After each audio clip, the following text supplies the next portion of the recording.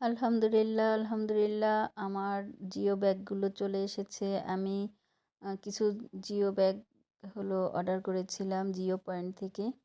এর আগে আমি একটা পেজ থেকে নিয়েছিলাম, গত ১ বছরের বেশি হয়ে গেছে। ব্যাগগুলো বেশ ভালোই ছিল, ওগুলোও ভালো ছিল। তা আমি ভাবলাম যে একটা নতুন আবার একটা পেজ থেকে নিয়ে দেখি যে কেমন হয়।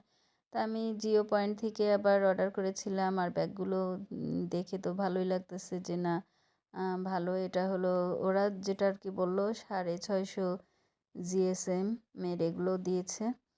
তা আমার তো এবারের গাছগুলো বেহাল অবস্থা, মানে বৃষ্টির কারণে সবারই ছাদ বাগানের অবস্থা, আমার অবস্থায় একই। কিন্তু আমি তো বাড়িতে ওইভাবে ছিলাম না, এর পিছনে আমি সময় দিতে পারি নাই, যার কারণে একটু বেশি নষ্ট হয়ে গিয়েছে, মানে মাটিগুলো সব সরে সরে গিয়েছে, গোড়া বের হয়ে গিয়েছে।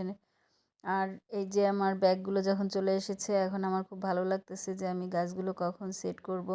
যেগুলো একদম বেশি নষ্ট হয়ে গেছে ব্যাগগুলো, আমি তো 10 টাকা 5 টাকার ব্যাগেই এর আগে কাঁচামরিচ এর গাছ দিয়েছিলাম।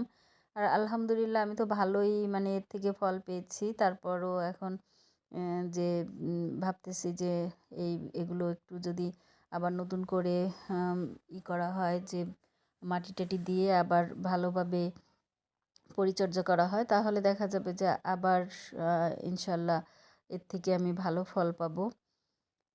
তা এখন আমি এগুলোকে একটু একটার ভিতরে বেশ বড় বড় হাফ ড্রাম আছে, তারপরে তার থেকে একটু ছোট ছোট যেগুলো আছে মরিচ গাছ দেওয়া যায়, এগুলো আমি একটু বেশ বড় বড়গুলোই নিয়েছি, যার ভিতরে 3টা 4টা করে গাছ দেওয়া যাবে। তা আমি 2টা ব্যাগের ভিতরে এই যে গাছ ছিল এটা বের করে দিলাম। এর আগেও এরকম গাছ প্রায় মরে মরে যাচ্ছিল, সেগুলো আবার যখন যত্ন করলাম তখন বেশ ভালোই দেখলাম যে মাটি দিয়ে, তারপরে একটু গোবর সারটা দিলাম।